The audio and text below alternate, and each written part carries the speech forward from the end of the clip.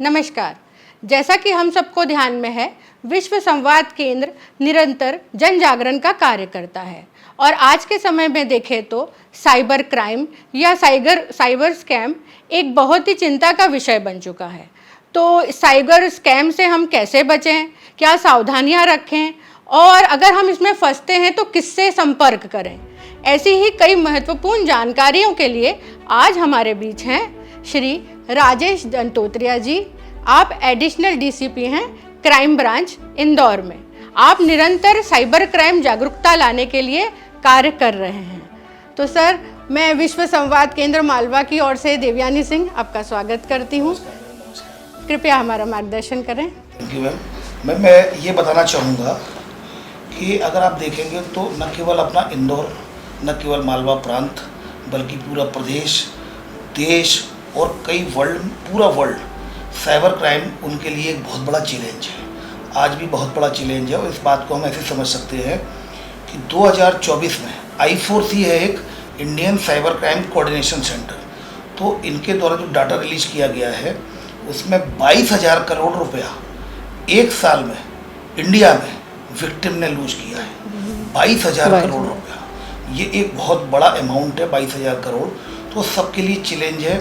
हर दिन I4C का एक रिपोर्टिंग पोर्टल है, हर दिन ऑल ओवर इंडिया से 7,000 से ज़्यादा कंप्लेंट पर डे रजिस्टर्ड होती हैं। और इंदौर में मैं बताऊं क्राइम ब्रांच में तो डेली 35 to 40 कंप्लेंट्स आती हैं। ये वो कंप्लेंट्स हैं जो रिपोर्टेड हैं, उनकी तो मैं बात ही नहीं कर रहा हूँ। जो अनरिपोर्टेड है, जो लोग कई बार डिफेमेशन की वजह से कि पेपर में नाम आ जाएगा, कुछ ऐसे क्राइम्स होते हैं साइबर क्राइम जिनमें उनको बदनामी का डर रहता है, तो कई लोग तो आते ही नहीं हैं। ये तो वो आंकड़ा है जो रिपोर्ट करते हैं, और अनरिपोर्टेड तो पता नहीं कितने साइबर फ्रॉड होंगे, शायद इतने ही। तो अगर हम एक जनरल ऑब्जर्वेशन करें तो लगभग पर डे 15,000 के आसपास साइबर क्राइम होते हैं। 22,000 करोड़ रुपया लूज किया गया है। तो कहीं ना कहीं ये एक ऐसा चैलेंज बन गया है कि हमें मोबाइल का यूज करना हम छोड़ नहीं सकते। डिजिटलाइजेशन की तरफ हम लगातार जा रहे हैं, तो लगातार जाएंगे। हमारी सारी चीज़ें, चाहे वर्किंग हो तो वर्क फ्रॉम होम कल चल रहा है, चाहे फिर स्टडी हो तो ऑनलाइन स्टडी फ्रॉम होम चल रही है। मतलब हमारी सारी एक्टिविटीज, रिचार्ज करना है, टिकट लेना है, हेलीकॉप्टर बुक कराना है केदारनाथ में, वैष्णो देवी के वो दर्शन की ऑनलाइन करने हैं, महाकाल बाबा के दर्शन करने हैं, तो सारी चीज़ें ऑनलाइन हो चुकी हैं। और होटल भी बुक कराना है, अगर प्रयागराज कुंभ जाना है तो हमें होटल भी बुक कराना है तो ऑनलाइन बुक कराना है। तो ऐसी स्थिति में इसको छोड़ना कि हम इसका यूज ना करें, ये संभव नहीं है। इसको बेहतर कोऑर्डिनेशन के साथ करना ही हमारी जिम्मेदारी है। ऐसी कोई भी इलीगल एक्टिविटीज़, ऐसा कोई भी क्राइम जिसमें कि मोबाइल, कंप्यूटर और इंटरनेट सिस्टम का यूज होता है, तो उसको हम साइबर फ्रॉड बोलते हैं। अगर हम समझे तो इसको दो कैटेगरी में डिवाइड करते हैं अपन। पहली कैटेगरी होती है फाइनेंशियल साइबर क्राइम और दूसरी होती है social media fraud. Financial cyber crime में आपका पैसा लूज होता है, आपकी जेब से पैसा निकल जाता है। और इसमें जैसे कि आपको बताऊं, KYC अपडेट के लिए लॉटरी का फ्रॉड होता है, कस्टमर केयर का फ्रॉड होता है, मैट्रिमोनियल का फ्रॉड होता है और आपका UPI लिंक का फ्रॉड होता है। तो इस तरह के फ्रॉड जिसमें कि आपका पैसा चला जाए, फाइनेंशियल लॉस इन्वॉल्व होता है। लगभग 70% से अधिक फ्रॉड यही फ्रॉड होता है। दूसरा फ्रॉड होता है सोशल मीडिया फ्रॉड। ये फ्रॉड होता है जिसमें कि पैसा तो नहीं जाता, लेकिन आपका डिफेमेशन होता है, आपको एब्यूज किया जाता है, आपका ह्यूमिलिएशन होता है, आपको मानहानि होती है। फॉर एग्जाम्पल, जैसे सपोज करो दो बिजनेसमैन हैं, एक दूसरे को नीचे दिखाने के लिए कोई फेक प्रोफाइल, फेक ID बना दी और उसके बाद उसको डिफेम करने लगे। या फिर एक बॉयफ्रेंड गर्लफ्रेंड है, दोनों की फ्रेंडशिप थी, ब्रेकअप हो गया, ब्रेकअप के बाद फेक प्रोफाइल बनाने के बाद उसको एब्यूज करना, उसके फोटो वायरल करना या डिफेम करना, तो ये सोशल मीडिया फ्रॉड होता है। ये सामान्यतः 20 से 25% सोशल मीडिया फ्रॉड होता है। तो अब हम चर्चा करेंगे कि वो ऐसी कौन सी चीज़ें हैं जिसकी वजह से हम फ्रॉड का शिकार होते हैं। तो सबसे पहले मैं बताऊंगा, नंबर 1 हमारा lack of knowledge, lack of awareness, जागरूकता का अभाव होना। हमें पता ही नहीं है कि क्या करने से क्या हो सकता है, लिंक को क्लिक करने से क्या हो सकता है, ये हमें पता नहीं है। लिंक को क्लिक करने से आपके 1 रुपया निकलने से लेकर आपकी जान भी जा सकती है। एक अनसेफ क्लिक, अगर आपने एक क्लिक किया तो 1 रुपए से लेकर आपकी जान भी जा सकती है। एक बच्ची ने फ्रेंडशिप रिक्वेस्ट एक्सेप्ट की, अननोन थी, उसको एक्सेप्ट किया, उसने क्लिक किया, उसके बाद बातचीत होती रही। वो लड़की ने ही उसे फ्रेंडशिप रिक्वेस्ट भेजी थी। 6 महीने बाद उस लड़की ने बताया कि मैं लड़का हूँ, और उसके बाद इनकी बात होती रही। फिर वो लड़का उस एड्रेस पर गया, उसकी मदर को चाकू मारे और बच्ची को भी चाकू मारे, तो बच्ची एक्सपायर हो गई और मदर बाल बाल बच गई। The point here is that कि एक अनसेफ क्लिक आपके जीवन में कितना बड़ा चेंज ला सकती है, आपका जीवन भी उस पर निर्भर है कि उस अनसेफ क्लिक के लिए। तो हम बारी बारी से चर्चा करेंगे किस तरह के फ्रॉड होते हैं और कैसे उनका बचाव करना है। सबसे पहले मैंने आपको भी जो एग्जाम्पल बताया, अननोन फ्रेंड रिक्वेस्ट को हमें एक्सेप्ट नहीं करना है। Who is behind the curtain, उसके पीछे कौन है, ये हमें कैसे पता चलेगा? जो व्यक्ति हमें बता रहा है, हम क्या उसी पर विश्वास करेंगे? तो मैं आपको बता दूं, इस तरह की कई घटनाएं हुई है कि जो व्यक्ति पर्दे के पीछे होता है वो असल में होता ही नहीं है। एक एग्जाम्पल और देता हूं, जो केस स्टडी आपको। एक लड़की ने, एक 16 साल की लड़की थी, उसने फ्रेंडशिप की, मित्रता की एक दूसरी लड़की से। दोनों में बातचीत होती रही। फिर दूसरी लड़की ने एक लड़के से इसकी दोस्ती कराई प्लेटफॉर्म पर ही, सोशल मीडिया प्लेटफॉर्म पर, और बताया कि मेरा फ्रेंड है। फिर वो लड़की, तीनों आपस में बात करने लगे। फिर वो लड़का उस लड़की से बात करने लगा और लगातार 2 महीने 3 महीने से बात करने लगे। उसके बाद उनमें इंटीमेसी बढ़ गई। तो उस लड़के ने उस लड़की से वीडियो पर न्यूड पिक्चर्स और मांगे, वीडियो कॉल की बात कही। तो लड़की ने उसको वीडियो कॉल किया। स्नैपचैट में एक फीचर है कि जैसे ही आप स्क्रीनशॉट लेते हो तो नोटिफिकेशन दोनों तरफ जाता है। तो जैसे ही लड़के ने वीडियो कॉल, जैसे ही उसने स्क्रीनशॉट लिया, वीडियो बनाया, वैसे ही वो नोटिफिकेशन चला गया लड़की के पास। लड़की ने तुरंत फ़ोन काटा। काटने के बाद उसने कंप्लेंट की, और उसके बाद जब इन्वेस्टिगेशन किया तो मैं आपको ये बताना चाहूँगा, वो जो दूसरी लड़की थी और ये लड़का, दोनों का IP एड्रेस एक था। वो दोनों एक ही थे, मतलब वो लड़की नहीं थी, वो लड़का ही था। पहले लड़की बन के उसने बात की और फिर अपने आप को इंट्रोड्यूस कर दिया। So the point here is that कि पर्दे के पीछे कौन है हमें पता नहीं है, इसलिए कभी भी अननोन फ्रेंड रिक्वेस्ट को एक्सेप्ट नहीं करना है। पहली लर्निंग ये है। सेकंड, हम चलते हैं, अननोन वीडियो कॉल को कभी भी रिसीव नहीं करना है। अननोन वीडियो कॉल को रिसीव करने से क्या नुकसान है बताता हूं। अगर आपने अननोन वीडियो कॉल को रिसीव किया तो कॉर्नर में एक लड़की होगी जो न्यूड होगी, और आपने जैसे रिसीव किया तो आपका चेहरा आ जाएगा, वो स्क्रीनशॉट बन जाएगा, वो वीडियो बन जाएगा, और फिर आपको उसी नंबर से ब्लैकमेल किया जाएगा कि अगर आप चाहते हैं कि इसको मैं सोशल मीडिया पे वायरल नहीं करूं तो आप इस अकाउंट में पैसे भेज दीजिए। तो आपको ब्लैकमेल किया जाएगा क्योंकि आपका वीडियो फोटो बन जाता है। तो कभी भी अननोन वीडियो कॉल को रिसीव नहीं करना है अगर हमें सेक्सटॉर्शन से बचना है। तो ये इस प्रकार का अपराध साइबर फ्रॉड सेक्सटॉर्शन होता है, जिसमें न्यूड वीडियो कॉल और अननोन वीडियो कॉल पर लड़की न्यूड होती है और उसके बाद फिर आपका वीडियो फोटो बन जाता है। तो सेक्सटॉर्शन से बचने के लिए कभी भी अननोन वीडियो कॉल को रिसीव नहीं करना है। नंबर 3, मेरे पास कई लोग ऐसे आते हैं, यहाँ डेली विक्टिम्स आते हैं, मैं उनसे बात करता हूँ, वो कहते हैं सर हमने OTP भी नहीं बताया, फिर भी हमारे अकाउंट से पैसा निकल गया। क्यों? वो इसलिए, फिर मैं जब चेक करता हूँ मोबाइल तो पता चलता है उन्होंने किसी लिंक को क्लिक कर दिया। अननोन लिंक को क्लिक करने से, अनजान लिंक को क्लिक करने से आपके मोबाइल में स्क्रीन शेयरिंग ऐप डाउनलोड हो जाता है। वो जो साइबर फ्रॉडस्टर का स्क्रीन शेयरिंग ऐप डाउनलोड हो गया। अब आपकी स्क्रीन पर जो OTP आएगा वो साइबर फ्रॉडस्टर को दिखाई दे रहा है क्योंकि आपकी स्क्रीन शेयर हो गई है, और वो आपके अकाउंट से पैसा निकाल लेगा। आप OTP बताएं ना बताएं कोई फर्क नहीं पड़ता, क्योंकि आपने अनजान लिंक को क्लिक कर लिया। तो कभी भी अनजान लिंक को क्लिक नहीं करें। नंबर 4, आपके पास कई ऐसी APK फाइल आती हैं अज्ञात नंबर से, और आप उनको डाउनलोड करते हैं और देखते हैं आपका मोबाइल हैक हो गया है। वो इसलिए होता है, अननोन APK फाइल को जैसे ही हम डाउनलोड करते हैं हमारे मोबाइल में, वैसे ही हमारा मोबाइल नंबर कॉल फॉरवर्डिंग में चला जाता है साइबर फ्रॉडस्टर के नंबर पर। जब कॉल फॉरवर्डिंग में चला जाता है तो अपने WhatsApp को वो हैक कर लेता है और OTP चेंज करके अपने कंट्रोल में ले लेता है, और उसके बाद वो आपके परिचितों को भी वो APK फाइल भेजेगा। चूंकि आप ही के नंबर से आ रही होती है तो लोग सोचते हैं चलो किसी मेरे फ्रेंड ने भेजा है, और उनका भी हैक होता चला जाता है।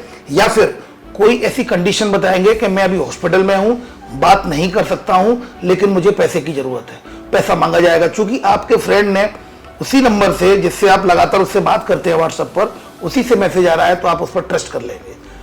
तो इससे बचने के लिए कभी भी अननोन नंबर से अननोन एपीके फाइल को डाउनलोड नहीं करना है।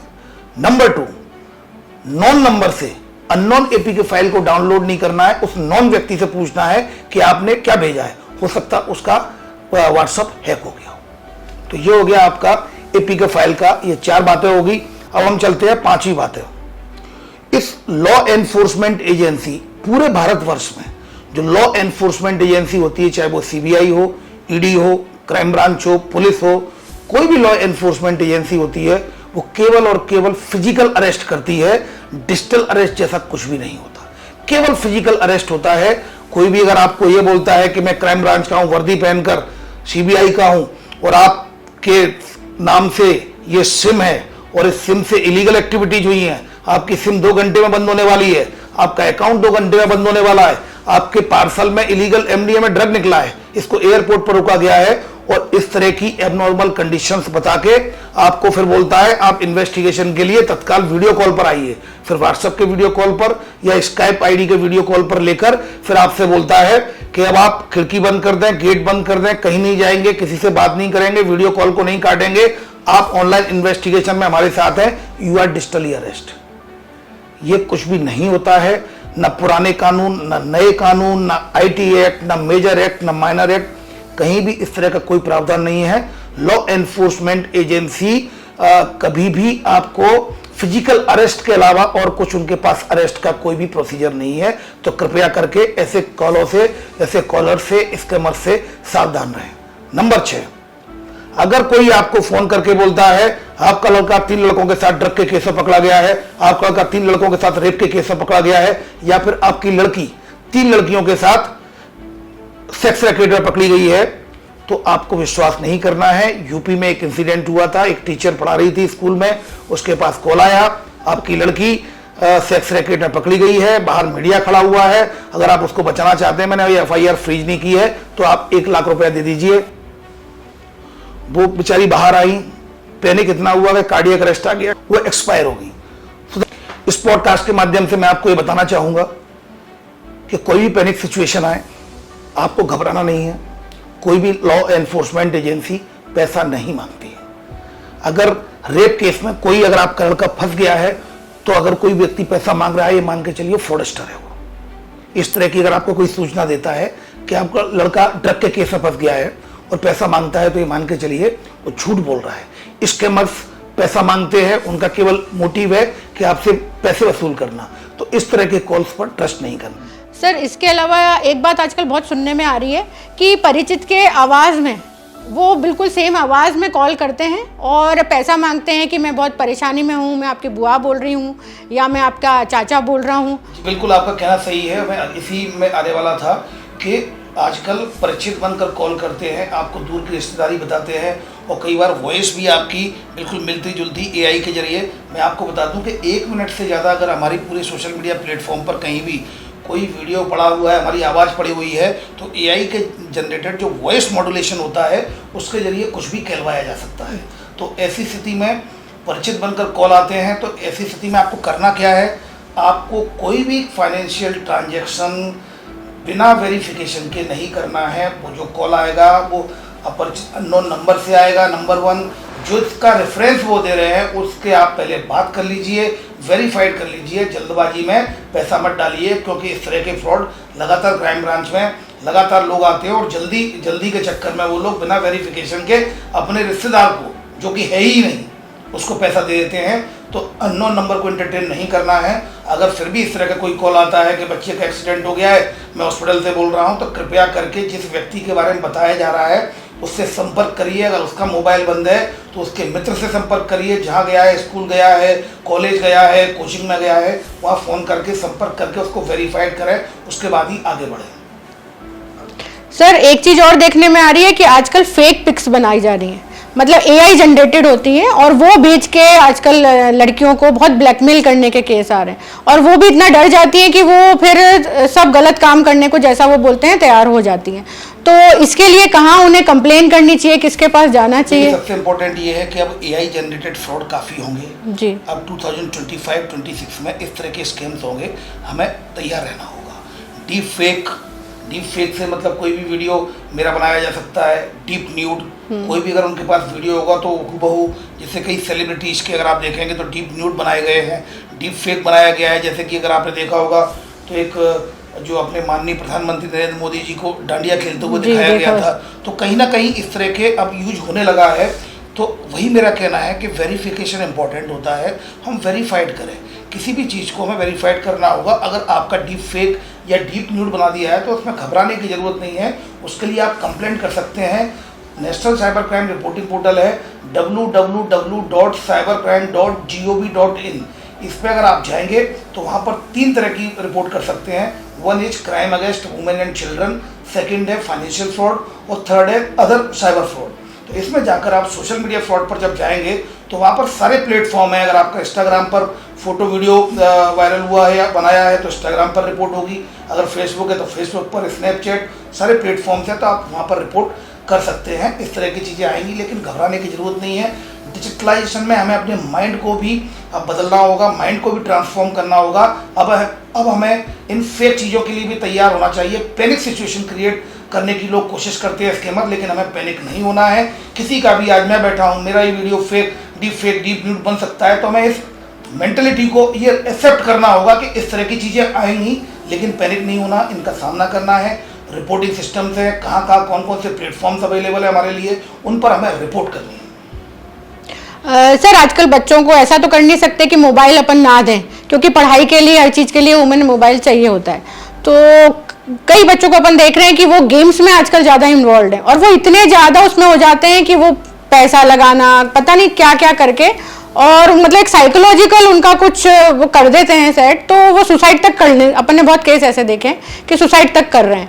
तो इससे बच्चों को बचाने के लिए हमें कौन से गेम्स से उनको मना करना चाहिए कि ना खेलें, या क्या हमें उनको बोलना चाहिए? पहले तो मैं एक बात बताऊं इस पॉडकास्ट के माध्यम से, ऑनलाइन गेमिंग ऐप कब ऑनलाइन बेटिंग ऐप में कन्वर्ट हो जाएंगे आपको पता नहीं चलेगा पेरेंट्स को, क्योंकि शुरू में पॉइंट्स मिलते हैं, ड्रेस मिलती है, वेपन्स मिलते हैं, धीमे धीमे वो पॉइंट्स पैसे में कन्वर्ट हो जाते हैं। तो ऑनलाइन गेमिंग जो ऐप है और बेटिंग ऐप है, इनमें एल्गोरिदम सेट होती है। पहले वो आपको जिताएंगे, जिताने से क्या होगा, आपका इंटरेस्ट होगा। जब आप एडिक्टेड हो जाते हैं, फिर बैक एंड पर सर्वर होता है उनका, उसमें एल्गोरिदम सेट होती है।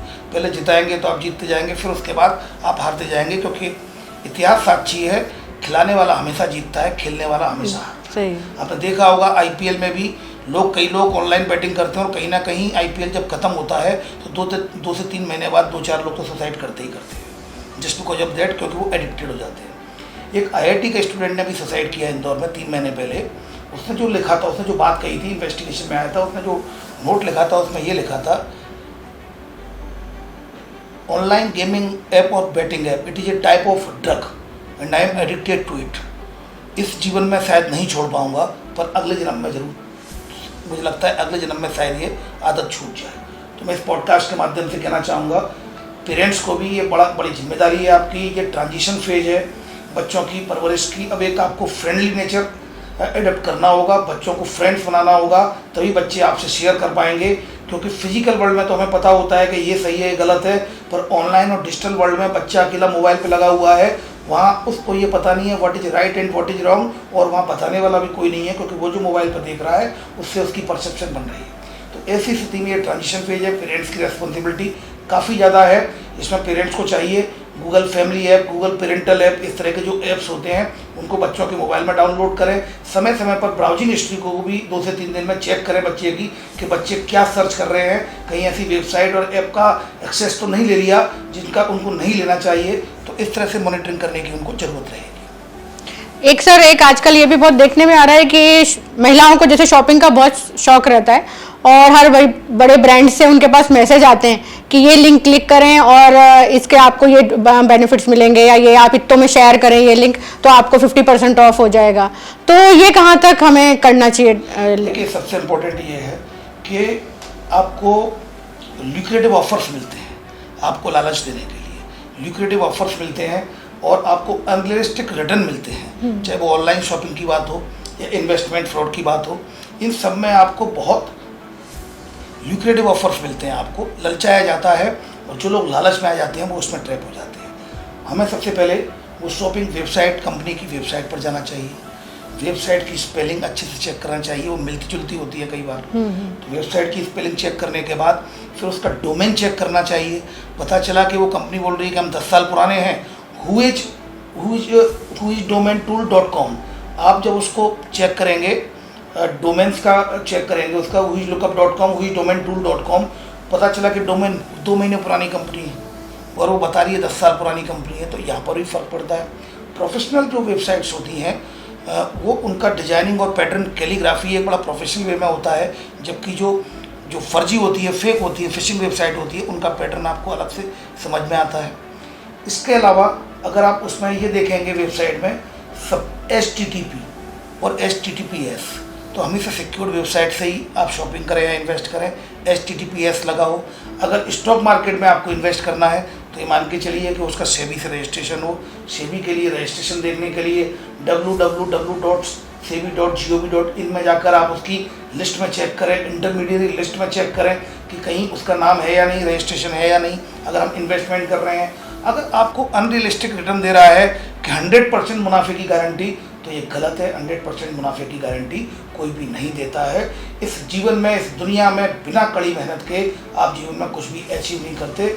Nothing in life comes free और इजी, आपको उसको अर्न करना होता है मेहनत करके। मैं आपको एक एग्जांपल देता हूँ, एक कहानी सुनाता हूँ मैं आपको, और अपने जो व्यूअर्स हैं उनको भी इससे समझ में आएगा कि अगर कोई भी लालच दे रहा है, कोई भी अनरियलिस्टिक रिटर्न दे रहा है कि 1% आपको डेली मिलेगा, तो ये संभव नहीं है। एक एग्जाम्पल देता हूँ। एक व्यक्ति था, वो सर्कस का मास्टर था और उसका सर्कस थोड़ा सा लॉस में चल रहा था, तो वो अफ्रीका गया और अफ्रीका से एक शेर को लेके आया और उसने शेर को सर्कस में रखा, एडवर्टाइज किया, 500 रुपये का टिकट, 500 रुपये में शेर को देखिए, और देखा 10-20 लोग आए। तो फिर उसने सोचा शायद रेट ज़्यादा होगी, तो उसने रेट 400 कर दी। फिर 50 लोग आए, तो उसको लगा कि लगता है शायद रेट ज़्यादा है, लोग अफोर्ड नहीं कर पा रहे, तो उसने रेट 300 कर दिया। फिर देखा 101 लोग आए, तो उसको लगा कि मैं वॉल्यूम में काम करता हूँ, रेट कम कर देता हूँ, लोग ज़्यादा आएंगे तो वैसे रिकवरी हो जाएगी, तो उसने 100 रुपये कर दिया। 100 रुपये करने के बाद भी लोग 150 लोग आए, करीब 150 से 200 लोग आए। परेशान रहा रात भर वो सर्कस मास्टर, और उसके अगले दिन उसने घोषणा कर दी, अफ्रीकन शेर को देखिए फ्री में, मुफ्त में, और भीड़ आ गई। भीड़ आने के बाद पूरी भीड़ सर्कस के अंदर चली गई।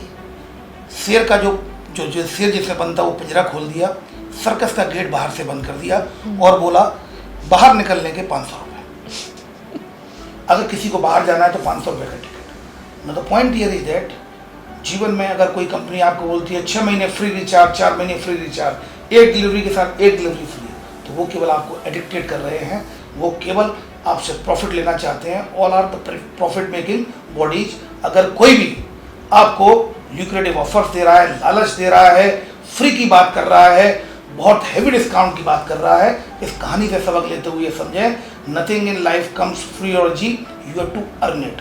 तो इस तरह की शॉपिंग वेबसाइट्स हैं, इस तरह की इन्वेस्टमेंट वेबसाइट्स हैं, इनसे हमें हमेशा सावधान रहना है। सर, एक सवाल और आता है कि आजकल साइबर क्राइम तो बहुत हो ही रहा है, तो क्या प्रावधान है, कितनी सजा होती है, कुछ होती है, ताकि लोगों का थोड़ा डर रहे कि हमें ये नहीं करना है? देखिए, इस पॉडकास्ट के माध्यम से मैं आपको ये बताना चाहूँगा कि इस बार नए कानून में बहुत अच्छे से इसको काफ़ी कठोर बनाया गया है और इसको ऑर्गेनाइज क्राइम के रूप में माना गया है, जिसमें सेशन ट्रायल मामला हो गया, 10 साल की सज़ा होती है, ऑर्गेनाइज क्राइम माना गया है। तो कानून में प्रावधान पर्याप्त है, लोगों को सज़ा हो सकती है और इसमें लोगों को सज़ा हो भी रही है।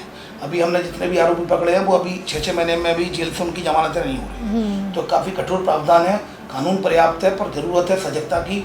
वो मैं कुछ पोर्टल्स, कुछ ऐसे प्लेटफॉर्म्स आपको बताता हूँ इस पॉडकास्ट के माध्यम से, जो हमारे व्यूअर्स इसका उपयोग कर पाएंगे।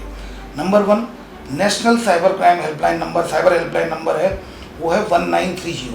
आप इंडिया में कहीं भी हैं, आप इंदौर में हैं, दिल्ली गए, दिल्ली में फ्रॉड हो गया, आप केरल गए, केरल में फ्रॉड हो गया, तो आप 1930 को डायल करेंगे, 1930 1930 को डायल करेंगे तो आपकी कंप्लेंट रजिस्टर हो जाएगी। कंप्लेंट जल्दी रजिस्टर करना है, जैसे ही आपको पता चले कि आपके साथ फ्रॉड हो गया तुरंत आपको डायल करना है। वो इसलिए क्योंकि जैसे ही आप कंप्लेंट रजिस्टर कराएंगे उसके अगले 20 से 25 मिनट में वो सारे अकाउंट होल्ड और फ्रीज हो जाएंगे जिनमें आपका पैसा गया है, तो पैसा वापस मिलने के चांसेज रहेंगे। क्राइम ब्रांच इंदौर ने 2024 में 14 करोड़ 20 लाख रुपए विक्टिम के वापस कराए थे। इसी तरह तो आपको सजग होना है, जैसे ही फ्रॉड हो बहुत सोचना नहीं है, स्ट्रेट अवे घर बैठे हो, ऑफिस में हो, ट्रेन में हो, बस में हो, 1930 डायल करें। नंबर 2, जैसा कि मैंने बताया था, एक ऑनलाइन रिपोर्टिंग पोर्टल है। कई बार 1930 व्यस्त होता है, नहीं लग रहा है, तो ऑनलाइन रिपोर्टिंग पोर्टल है www.cybercrime.gov.in। आप इस पर भी कंप्लेंट कर सकते हैं। नंबर 3, अब इंदौर के विक्टिम है तो इंदौर की क्राइम ब्रांच ने साइबर हेल्पलाइन नंबर जारी किया है 7049124445। आप इसमें भी कंप्लेंट कर सकते हैं। इसके अलावा अगर आपका मोबाइल खो जाता है तो सबसे पहला काम आपको क्या करना है, आपको सिम बंद करा दी है। आजकल इस तरह के फ्रॉड हो रहे हैं कि जैसे ही मोबाइल खोता है 2 घंटे के अंदर अकाउंट से पैसा भी निकल जाता है। साइबर जो फ्रॉडस्टर्स हैं आपके मोबाइल को लॉक को खोल लेते हैं और फिर आपके अकाउंट्स का यूज करते हैं जो ई-बैंकिंग से जुड़ा हुआ है जो नंबर। तो जैसे ही आपका मोबाइल खोता है सबसे पहले तो सिम बंद कराएं। वो मैं आपको एक पोर्टल बता देता हूँ, CEIR portal, central equipment identity register. ये पोर्टल है जिसको कि आप इसमें कंप्लेंट भी कर सकते हैं और इसके अलावा अपनी सिम भी ब्लॉक करा सकते हैं। इसके अलावा हमारे नाम से ऑल ओवर इंडिया में कितनी सिमें चल रही है हमें कैसे पता चलेगा, तो मैं आपको बताता हूँ। टेफकॉप एक पोर्टल है, TAFCOP। टेफकॉप एक पोर्टल है, इसमें अपना मोबाइल नंबर डालिए, स्क्रीन पर आ जाएगा कि आपके नाम से कितनी सिमें चल रही हैं, आप उनको बंद भी करा सकते हैं उसी पोर्टल से। नेक्स्ट है KYM नो योर मोबाइल। कई बार क्या होता है कि हम मोबाइल खरीदते हैं सेकेंड हैंड या कहीं दुकान से खुला हुआ, तो कई बार वो चोरी का होता है, पुलिस आ जाती है हमारे यहाँ। तो उससे बचने के लिए जब भी हम कोई मोबाइल खरीदें उसकी IMEI को इस पोर्टल पर KYM नो योर मोबाइल में डालेंगे तो ऑल ओवर इंडिया में आपके नाम कितनी कंप्लेंट्स हैं, उस नंबर उस मोबाइल के खिलाफ कितनी कंप्लेंट्स हैं वो क्लियर हो जाएगा। ये सारे रिपोर्टिंग पोर्टल्स हैं। इसके अलावा एक और है चक्षु पोर्टल। चक्षु पोर्टल में क्या होता है कि कई बार हमारे पास कॉल आता है और फ्रॉड करने की कोशिश करता है, फ्रॉड नहीं होता, लेकिन हमारी ये जिम्मेदारी है एक जिम्मेदार नागरिक होने के नाते उस नंबर की रिपोर्ट हम चक्षु पोर्टल पर करें। चक्षु पोर्टल एक ऐसा पोर्टल है जिसमें आपके साथ फ्रॉड नहीं हुआ है लेकिन कोशिश की गई है, तो वो नंबरों का डाटा तैयार होता है जिससे कि वो नंबर ब्लॉक होते हैं। मैं आपको बताऊँ, नंबर या वेबसाइट ब्लॉक होती है, ऐप ब्लॉक होते हैं। मैं आपको बताऊँ, I4C जो नोडल एजेंसी है वो लगातार काम कर रही है। 8 लाख सिमें बंद कराई हैं इसी तरह से जिन लोगों ने रिपोर्टिंग की है।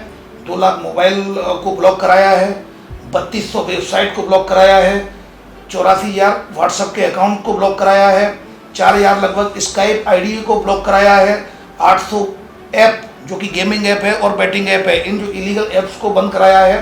तो लगातार काम कर रही है, पर आप भी एक जिम्मेदार नागरिक के होने के नाते, एक डिजिटल कॉप होने के नाते आप भी रिपोर्ट कर सकते हैं। जो फ्रॉड आपके साथ नहीं हुआ है लेकिन वो सस्पेक्टेड नंबर है, आप उसकी कंप्लेंट कर सकते हैं।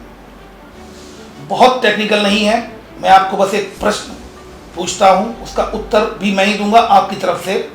रात को 1 बजे आपके घर दरवाज़ा कोई खटखटा रहा है, आपने CCTV फुटेज में देखा तो वो 4 अज्ञात लड़के हैं जिनको आप पहचानते नहीं हैं, तो क्या आप दरवाज़ा खोलेंगे? मैं जानता हूँ उत्तर होगा नहीं। तो ठीक उसी प्रकार ये ऑफलाइन वर्ल्ड में हम दरवाज़ा नहीं खोलते, ऑनलाइन वर्ल्ड में वो 4 लोग हैं। एक है अननोन फ्रेंड, एक अज्ञात व्यक्ति, दूसरी है अज्ञात लिंक, तीसरी है अज्ञात नंबर और चौथा है अज्ञात वेबसाइट। जिस तरह फिजिकल वर्ल्ड में हम किसी के लिए दरवाज़ा नहीं खोलते जब बिना जाने पहचाने, उसी प्रकार डिजिटल वर्ल्ड में भी हमें किसी के लिए दरवाजे नहीं खोलने हैं। हर अज्ञात और अनजान को संदेह की दृष्टि से देखें, हर अज्ञात और अनजान को संदेह की दृष्टि से देखें, आपका ब्रेन ऑटोमेटिकली वेरिफिकेशन के मोड में चला जाएगा और आपके साथ फ्रॉड होने की संभावना कम रहेगी। और साथ ही साथियों, जो जिस वर्ल्ड में हम रह रहे हैं, फिजिकल वर्ल्ड में और डिजिटल वर्ल्ड में बैलेंस बनाना बहुत ज़रूरी है। हम अपने सोशल मीडिया प्लेटफॉर्म के टाइमिंग सेट करें, ऑलरेडी टाइमर्स आते हैं, इन जो ऐप होते हैं, जो सोशल मीडिया प्लेटफॉर्म्स होते हैं, उनकी टाइमिंग को सेट करें। हम जितना आवश्यक हो उतना ही सोशल मीडिया प्लेटफॉर्म का इस्तेमाल करें, क्योंकि वो फेक वर्ल्ड और रियल वर्ल्ड में अंतर होता है। आप जो रील्स देखते हैं, कई बार आप इतना टाइम स्पेंड करते हैं, सोशल मीडिया प्लेटफॉर्म पर जो चीज़ दिखाई जा रही है वो हर चीज़ विश्वसनीय नहीं होती है। इसलिए थोड़ा सा अंतर बनाएं, अपने टाइम को मैनेज करें और इसका उपयोग उतना ही करें जितना कि आवश्यक हो। बहुत बहुत आभार सर आपका इतनी महत्वपूर्ण जानकारी देने के लिए। निश्चित ही हम सब इसका बहुत लाभ लेंगे। बहुत बहुत आभार, धन्यवाद भाई।